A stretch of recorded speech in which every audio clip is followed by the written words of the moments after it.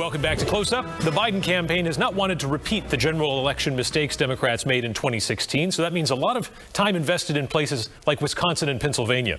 Some of the Democrats who refocused on working class, Rust Belt-style voters saw their fortunes soar in the primary process, and one of them was Pete Buttigieg, who joins us for the Biden campaign this morning. Mayor Pete, welcome back to Close Up. Thanks. Nice to be back with you. So tell us, what's the closing argument right now for Joe Biden? Well, it's simple. Joe Biden cares, and he's actually going to do something about the issues where the president has just been all talk, whether it's health care, whether it's looking after working families, or most importantly at the moment, actually dealing with this pandemic, conquering it instead of denying it.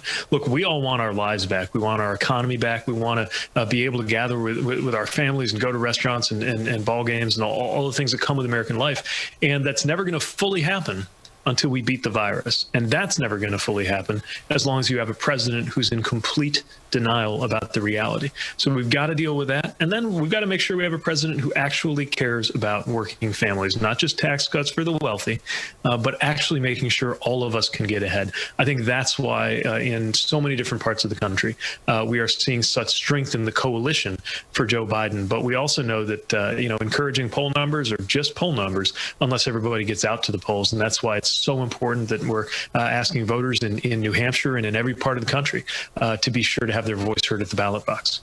Paint a picture for us. What does America look like after 4 more years of Donald Trump? Well, I don't know that America could recover after 4 more years. There's no reason to think he'll suddenly become better at handling the pandemic. So that means more loss of life, and it means more severe economic damage. The wealthiest might still be okay. He's managed to take care of them no matter what. But for the rest of us, we're really going to be hurting. It's also 4 more years of this kind of chaos and division. Look, bringing the American people together is a huge task that no one person can do alone, but leadership matters. And if we have a president who gets up in the morning ready to divide America, as this president is, for his own political purposes, we're never going to get out of this. And I think so many of us are exhausted with the chaos and the division, not to mention the incompetence. 4 more years of that, and it's going to be rough at home and terrible abroad. There was a recent set of interviews of world leaders.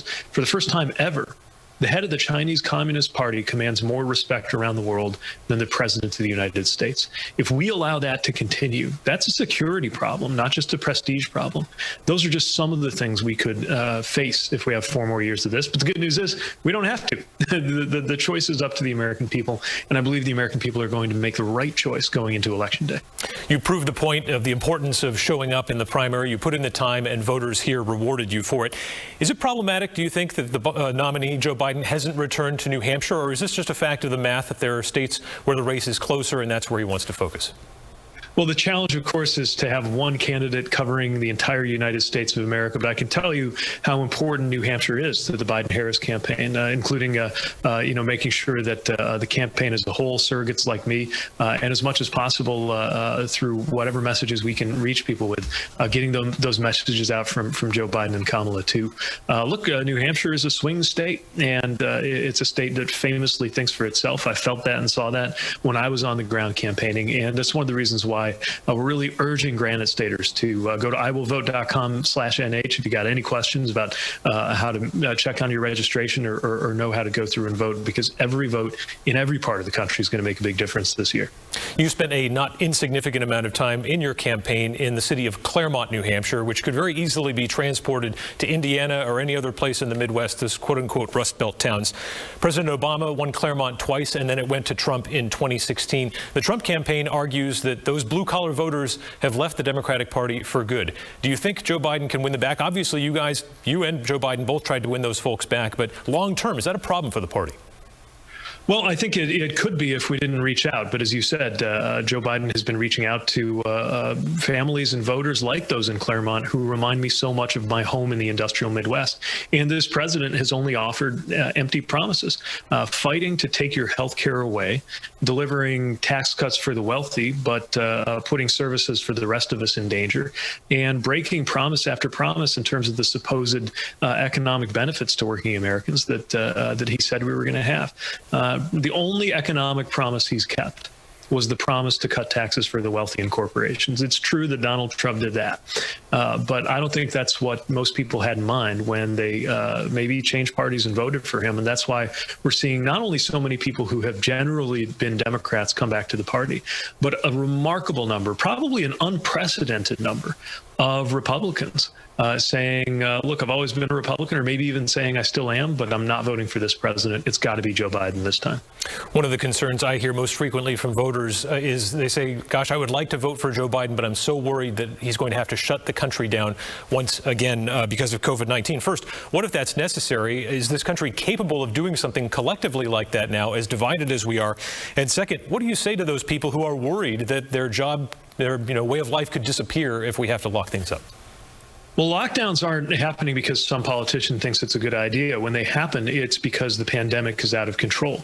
The only way to end the lockdowns, end the economic pain, end the disruption, and end the loss of life is to deal with the virus. And that's something that is the only way to prevent those kinds of lockdowns. What you're going to see with Joe Biden in the White House is someone who is actually coordinating with governors, mayors, county officials, doctors, health officials, instead of this constant, deeply confusing and contradictory mixed message. You're not going to see Joe Biden say things are going along fine when we're putting up some of the worst numbers that the country has seen.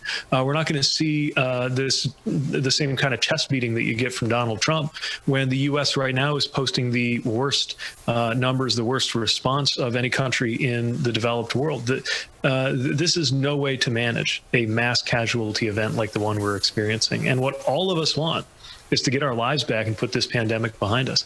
The way to get that done is to end the virus. We just had Donald Trump Jr. on, and he said that he wants to see all the votes that are cast by Election Day counted. Do you think we're going to see that same sentiment, though, from the White House this time next week? You know, I really worry that President Trump, because he sees that he's behind in the polls, is going all in on a strategy of voter suppression. You look at pretty much every court case that the GOP has been around the country, and the one thing they all have in common is about making it harder to vote, or reducing the window of time when people can vote, or reducing the number of votes that will be counted. Now, the way I see it, and one of the reasons I speak to audiences, conservative, liberal, and in between, the way I see it is our job in politics is to convince voters. And if you're trying to suppress the vote or have some votes not be counted, basically means you've given up on the idea that you can actually persuade. It's an incredibly dangerous attitude for any party or any politician to take up. And it reflects real desperation on the part of the Trump White House. I think the American people won't let that happen. And I think our democracy is bigger than that. But it's not good for democracy when you see these kinds of tactics being deployed in all kinds of different parts of the U.S. We should be ready for that all the way through Election Day. All right, Mayor Pete Buttigieg, thanks for your time this morning on Close Up. Good to be with you. Thanks.